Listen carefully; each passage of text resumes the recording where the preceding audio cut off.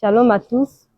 Nous sommes très heureux de vous accueillir aujourd'hui pour cette édition spéciale consacrée à la COPREG, Conférence préparant l'Église, un mouvement d'envergure internationale qui vise à préparer le corps de Christ face aux défis spirituels, sociaux et prophétiques de notre génération. Nous venons de vivre une mini-conférence préparatoire à Brazzaville, prélude à l'édition 2025, qui se tiendra du 27 au 29 novembre. Pour en parler, nous avons l'honneur d'interviewer le pasteur Boaz Mika, coordinateur de la COPREG Brazzaville. Responsable de l'organisation locale, il supervise la mise en œuvre de la vision à Brazzaville, la mobilisation des églises, la coordination des délégations et la préparation pratique de l'édition 2025. Et le prophète Joseph Perfection, partenaire stratégique pour la COPREG. Frères et sœurs, restons connectés. L'interview commence maintenant.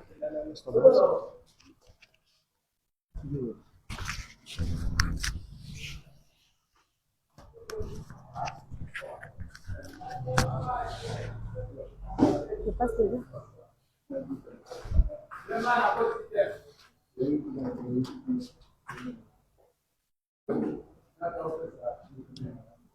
Shalom, pasteur Boaz. Shalom, ma soeur.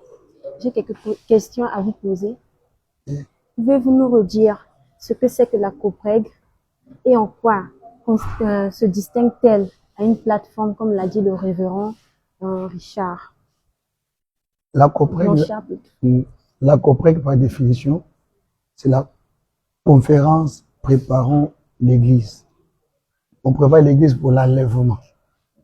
Donc, le visionnaire a dit, la COPREG, ce n'est pas une plateforme, mais c'est un message. C'est un message. Pourquoi la COPREG n'est pas une plateforme? Parce qu'il n'y a pas de fiche d'adhésion. Il y a une fiche qu'il faut remplir pour être membre de la COPREG. Non. Donc, le fait que tu as écouté le message de la COPREG, tu as le message de l'enlèvement d'office, tu es membre de la COPREG. C'est que la plateforme a des limites, mais la COPREG n'a pas de limites. Il n'y a pas de frontières. C'est un message qui prépare l'Église à la rencontre de son Créateur, qui est notre Dieu. D'accord, merci. La deuxième question est comment jugez-vous les préparatifs pour l'édition de Brazzaville et quel est votre message à l'intention du corps de Christ dans la ville à ce propos? En tout cas, les préparatifs sont bons. L'équipe de mobilisation est en mouvement et c'est pourquoi je fais l'appel à tout homme dédié, tout enfant dédié, d'avoir cette soif-là, de venir écouter cette grande vision qui est COPREG pour ramener le peuple de Dieu à la rencontre de son Créateur. C'est un message qui va bénir le peuple de Dieu. Ok, merci. Merci à toi. On fait la dernière question. Quand sera la prochaine édition de la COPREG? La prochaine édition, ça sera le 27, du 27 au 30 novembre 2025. Ok, c'est tout pour la séance de questions. Merci beaucoup, ma sœur.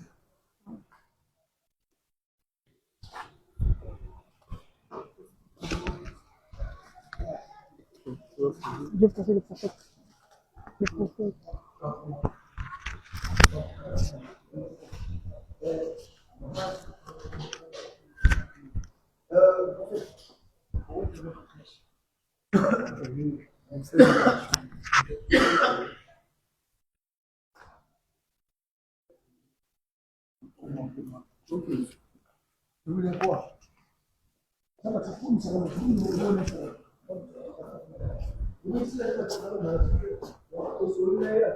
Votre message pour la COPREG, c'est tout. Shalom, révérend. Shalom, shalom. J'ai une question à vous poser. Quel est votre message pour la COPREG? Le COPREG, si je parle, quel est mon message? Je ne peux pas dire quel est mon message, je sais quelle est mon idée, parce que le message vient de la part du Seigneur. Il a déjà donné à son serviteur pour nous expliquer la vision que Dieu lui a donné pour l'Église, corps de Christ dans le monde entier. Parce que ce message ne concerne pas seulement le Congo-Brazzaville, mais sur le monde. C'est préparer l'Église sur l'enlèvement. Donc pour moi, mon pensée est que l'Église, corps de Christ et le Congo-Brazzaville, pour ce temps de la fin, ils sont vraiment conviés de venir écouter ce que Dieu a donné à son serviteur. Pas à moi, mais à son serviteur qui a le message, qui a le fardeau que Dieu lui a donné pour venir nous donner. Donc voilà ce que je peux dire. Merci pour votre message, c'est tout pour les questions. D'accord, maintenant j'aimerais profiter à dire que non, quand vous voyez mon visage dans cette activité, c'est pour la troisième fois que nous organisons cette activité. Et à chaque fois, je dis que s'il y a des messages, s'il y a des activités, s'il y a des conférences, c'est cette nation, la Copred est tellement très différente par rapport à son message. Le message de Copred, c'est pour préparer l'Église parce que Christ est en route. Et Christ revient bientôt. Alors, ils doivent avoir un bon message pour préparer l'Église parce qu'il y a beaucoup de faussetés.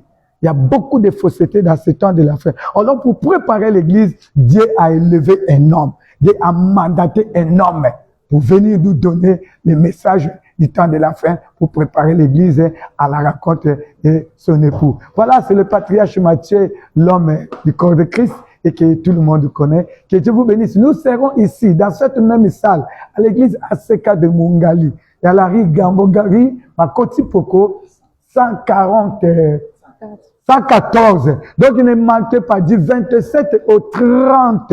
Nous serons ici, là. Venez écouter et vous ne serez pas déçus. Je crois qu'il y aura des gens qui vont dire que non, je me convertis encore. Que Dieu vous bénisse. Merci. Patriarche.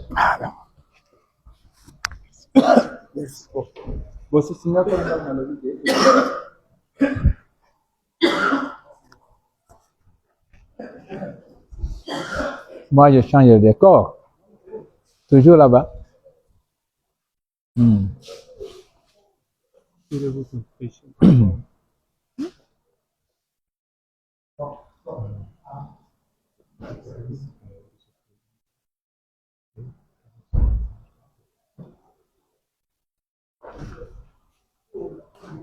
Shalom, frère.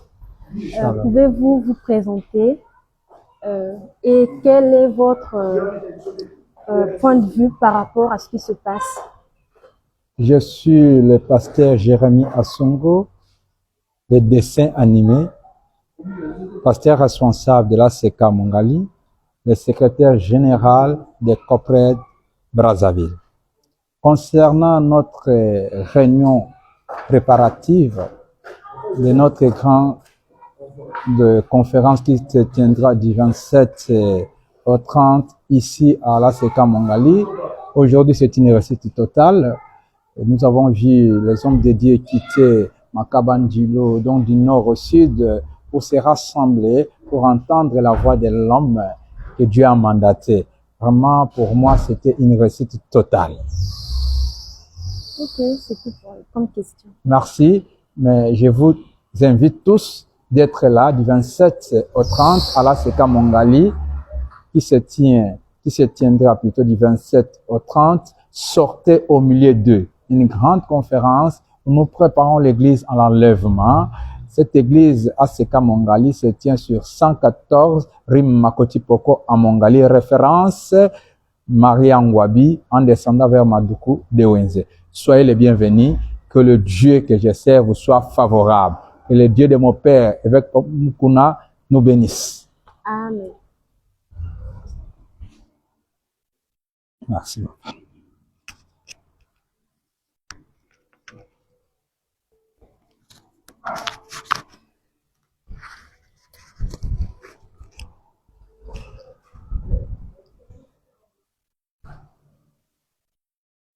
Shalom, prophète Joseph. Shalom. Prophète, vous avez une lecture prophétique des événements mondiaux. Quelle connexion percevez-vous entre l'actualité internationale et la nécessité de préparer l'Église en cette saison? Oui, vous savez, le temps même de l'actualité est prophétique puisque nous voyons beaucoup de signes qui sont en train de poindre de part et d'autre du monde, dans tous les domaines, que ce soit dans le domaine géopolitique, économique, social, d'où la nécessité d'utiliser tous les canaux possibles de communication spirituelle tels que la COPREG pour alerter aussi, préparer l'Église. Et j'apprécie beaucoup la couleur et la vision de cette initiative. Face à la lecture prophétique que j'ai de ce qui est en train de se produire, je pense que l'heure est grave et que le peuple de Dieu dispersé dans n'importe quel lieu doit réellement être réveillé. Ok, merci. Deuxième question. Dans cette mini-conférence, vous avez discerné un message particulier de l'Église concernant le rôle futur de Brazzaville dans les mouvements spirituels régionaux. Okay. Aussi, comment voyez-vous la COPREG contribuer à l'unité des ministères à un moment où la division spirituelle s'accentue dans plusieurs nations? Pour répondre à la question. Dans cette mini-conférence, vous avez discerné un message particulier de l'Esprit concernant le rôle futur de Brazzaville dans les mouvements spirituels régionaux. Aussi, comment vous voyez la COPREG contribuer à l'unité des ministères à un moment où la division spirituelle s'accentue dans... Je pense que Brazzaville est une plaque tournante très importante dans le domaine spirituel. Les activités évangéliques deviendront de plus en plus abondantes dans notre pays, et dans notre sous-région, dans cette ville.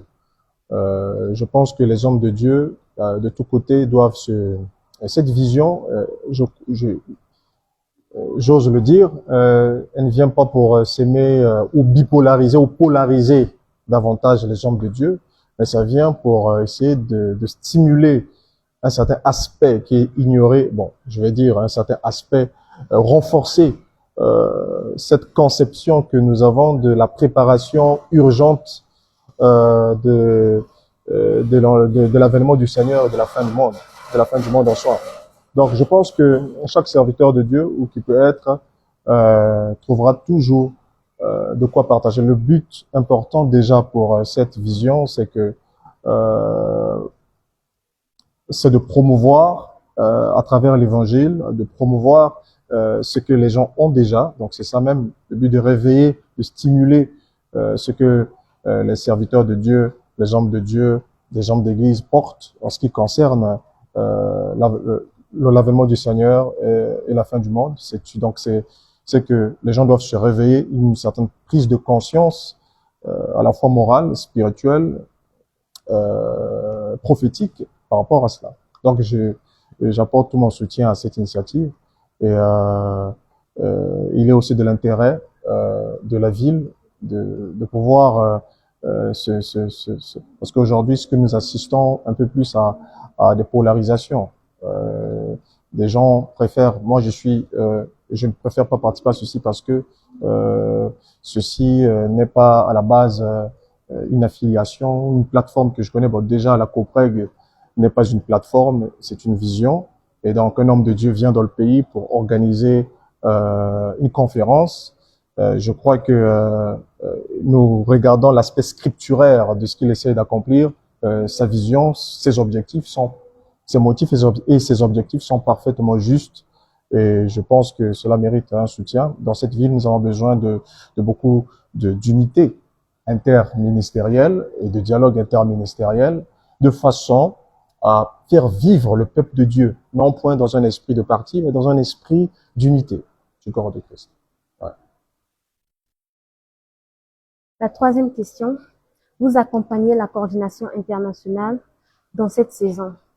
Quelle orientation de l'esprit considérez-vous essentielle pour aligner les différentes délégations, Kinshasa, Brazzaville et autres maisons? Ouais, c'est comme je l'ai dit, ça c'est maintenant de l'intérêt de l'Église, où qu'elle puisse être, de devoir se porter candidate face à chaque action qu'entreprend un mandataire de Dieu. Parce que aujourd'hui, les gens ne doivent pas être barricadés dans des murs, autour des murs. Les gens doivent être attentifs à tout ce que l'Esprit peut dire à l'Église et ce genre d'initiative. Je pense que pour raffermir la cohésion déjà et aussi l'initiative en soi, il faudra que la COPREG en soi puisse, bien sûr, continuer à promouvoir cet aspect d'unification.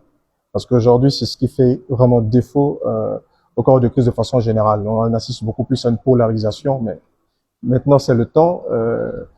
Ce serait de l'intérêt, bien sûr, d'une telle initiative de promouvoir, et bien sûr, je le crois que c'est le cas, de promouvoir une initiative qui visera vraiment à absorber, à absorber toutes les différences en termes pratiques, de défendre cette association d'églises, association des croyants en dehors des barrières, et cela avec la coopération des hommes de Dieu, des serviteurs de Dieu qui sont responsables.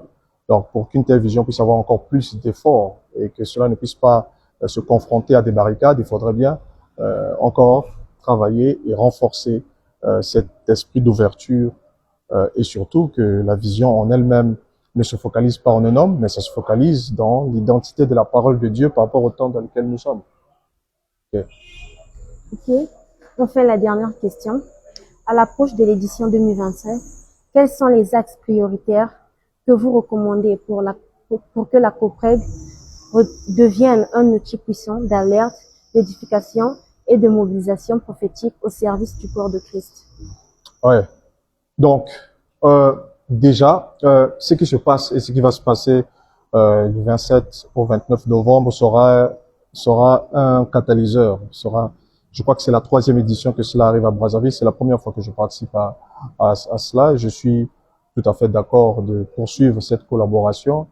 Nous avons beaucoup d'intérêt de le faire. C'est ça notre vision, c'est de promouvoir toute vision, de soutenir toute action qui serait stratégiquement importante pour le royaume de Dieu, sans différence ecclésiastique, confessionnelle, etc. Le plus important pour que la COPREG, comme je l'ai dit, la COPREG qui est donc conférence préparant l'Église, qui est portée par le révérend pasteur Blanchard Kassongo de Kinshasa. Il est pasteur de la communauté Jardin de la Foi. C'est une très grande communauté. Je respecte vraiment cet homme de Dieu, tout ce qu'il fait, et je respecte vraiment cette initiative de la COPREG en soi. Donc, l'élan de la COPREG, ce serait de promouvoir une communion fraternelle de plus en plus solide et de se pencher vraiment sur ce qui peut constituer encore des approches ou encore constituer quelques points de division. Parce que dans toute initiative, il y a toujours des points sur lesquels d'autres peuvent être réticents. Et je crois que ce sont ces éléments qu'il faut vraiment dissoudre pour pouvoir réussir. Je crois que à la langue, bien sûr, cette initiative, je crois que cela prendra beaucoup plus de l'ampleur vu le temps dans lequel nous sommes.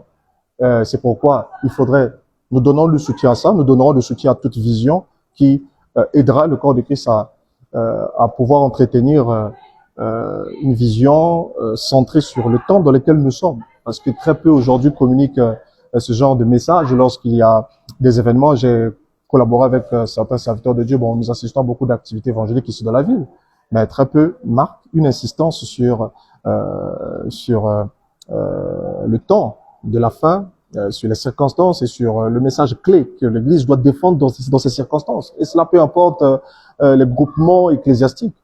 Donc, je pense que dans ce sens, l'avenir pour cette vision est vraiment assuré au regard du temps, mais aussi au regard de la pression que Dieu exercera sur le monde, sur l'Église. Au fur et à mesure que nous allons avancer, il sera très indispensable pour l'Église de se réunir autour de toute initiative. Et je crois que la COPREG en est une et son élan est déjà bien parti. Je crois que cela continuera. Merci. Ok, merci pour les questions. Ok, merci. Pour Ok, Georges. merci.